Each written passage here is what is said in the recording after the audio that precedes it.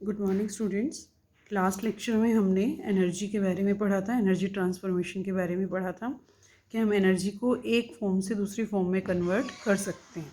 ठीक है, तो अगर हम एक फॉर्म से दूसरे फॉर्म में कन्वर्ट कर सकते हैं तो टोटल एनर्जी का क्या, मतलब कहाँ गई वो एनर्जी जब हमने एक फॉर्म से दूसरी फॉर्म में चेंज कर दी, तो दूसरी फॉर्म से क्या वो उसका। ठीक है, तो एनर्जी ट्रांसफॉर्मेशन का मतलब है कि हम एक फॉर्म से दूसरी फॉर्म में चेंज कर सकते हैं। तो जब ट्रांसफॉर्मेशन होता है तो जो टोटल एनर्जी है सिस्टम की वो अनचेंज्ड रहती है। ठीक है, आज हम इस टॉपिक में यही करेंगे, what is the law of conservation of energy. Law of conservation of energy means कि एनर्जी जितनी भी है, टोटल एनर्जी जितनी भी है सिस्टम की, वो हमेशा अनचेंज्ड रहती है। Energy can only be converted from one form to another, it can neither be created nor be destroyed. मतलब एनर्जी को हम सिर्फ एक फॉर्म से दूसरी फॉर्म में कन्वर्ट कर सकते हैं, हम उसको ख़त्म नहीं कर सकते, हम सिर्फ उसको चेंज कर सकते हैं। And this is termed as law of conservation of energy. Suppose करो हमने जो भी हीट एनर्जी है या थर्मल एनर्जी है, हम उसको लाइट एनर्जी में चेंज कर लेते हैं। तो लाइट एनर्जी में चेंज करने के बाद कहाँ गई वो एनर्जी? वो एनर्जी यूनिवर्स में ही रहती है, वो ख़त्म नहीं होती, हम उसको अगेन किसी और फॉर्म में यूज़ कर सकते हैं। And this is termed as law of conservation of energy. This law is valid for all situations and all kind of transformation. मतलब हर सिचुएशन में ये एनर्जी ट्रांसफॉर्मेशन प्लेस होता है और एनर्जी हमेशा कांस्टेंट रहती है, और हर तरह के ट्रांसफॉर्मेशन में ये वैलिड है। मीन्स अगर हम सपोज करो, एग्जांपल से देखो आप, अगर एक ऑब्जेक्ट है जिसकी मास m है और उसको हम किसी एक पर्टिकुलर हाइट से h से हम उसको फ्रीली फॉल करवाते हैं, तो स्टार्टिंग में उसकी पोटेंशियल एनर्जी जो है, हम उसको पोटेंशियल एनर्जी को कैसे निकाल सकते हैं? mgh, m mass, g is the gravitational forces and h is the height. हम तीनों को मल्टीप्लाई करके निकाल सकते हैं। लेकिन स्टार्टिंग में जो काइनेटिक एनर्जी है उसकी हाफ mv² वो ज़ीरो होती है, क्योंकि उसकी वेलोसिटी ज़ीरो होती है। ठीक है, तो टोटल एनर्जी को हम कैसे निकालेंगे? Potential energy plus kinetic energy is equal to, क्योंकि हमारी काइनेटिक एनर्जी की वैल्यू ज़ीरो है तो सारी एनर्जी का जो टोटल है वो कांस्टेंट हो जाएगा। जैसे जैसे ये नीचे आती जाएगी, एक हाइट से फॉल हो रही है, नीचे आती जाएगी, तो इसकी जो potential energy it will start changes into kinetic energy. Kinetic energy में चेंज होती जाएगी और धीरे धीरे पोटेंशियल एनर्जी जो है वो कम होती जाएगी।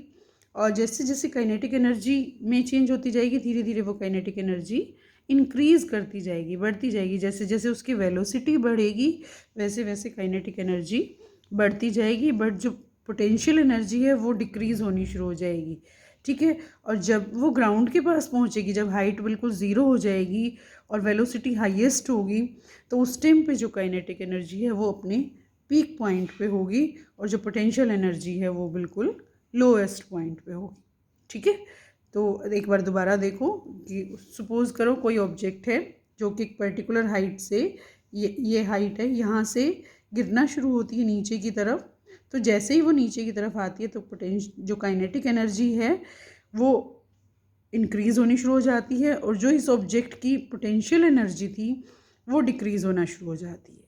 ठीक है, तो जैसे जैसे वो ग्राउंड पे पहुंचने की पास पहुंचती है तो उसकी जो वेलोसिटी है वो इंक्रीज़ हो जाती है, वो हाईएस्ट पॉइंट पे पहुंच जाती है, और हाइट जो है वो ज़ीरो पे पहुंच जाती है, और जो काइनेटिक एनर्जी है उसकी वैल्यू जो है ज़ीरो होने लग जाती है। बिल्कुल सॉरी, काइनेटिक एनर्जी जो है वो हाईएस्ट पॉइंट पे पहुंच जाती है, और जो पोटेंशियल एनर्जी है वो बिल्कुल लीस्ट पॉइंट पे पहुंच जाती है।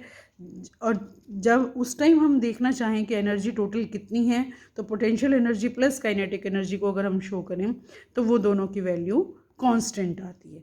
मींस एनर्जी स्टार्टिंग में भी उतनी थी और लास्ट में भी उतनी ही है। मतलब एनर्जी एक फॉर्म से पोटेंशियल एनर्जी से काइनेटिक एनर्जी में चेंज हो गई, लेकिन total energy of the system remains constant. During the free fall of object, decrease in potential energy is equal to increase in kinetic energy. अब अगर कोई भी ऑब्जेक्ट ऊपर से नीचे गिर रही है तो उसकी पोटेंशियल एनर्जी में जितना डिक्रीज आ रहा है उतना ही इंक्रीज उसकी काइनेटिक एनर्जी में आ रहा है। मीन्स अगर हम इन दोनों का टोटल करें तो हमारे पास स्टार्टिंग में भी उतनी एनर्जी थी और लास्ट में भी उतनी ही एनर्जी है। एनर्जी एक फॉर्म से दूसरी फॉर्म में चेंज हो गई, लेकिन total energy of the system remains constant.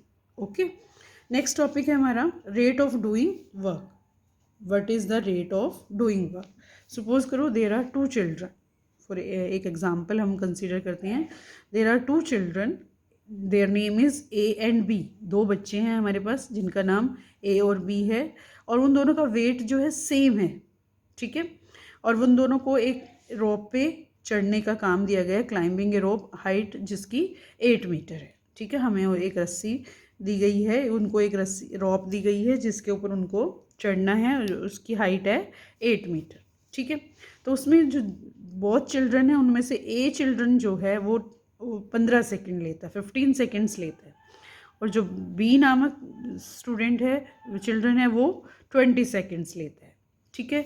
दोनों ही केसेस में वर्क डन सेम है क्योंकि दोनों ने ही 8 मीटर हाइट को क्लाइंब किया है. दोनों में वर्क डन सेम है, लेकिन ए ने ज़्यादा टाइम लिया है और बी ने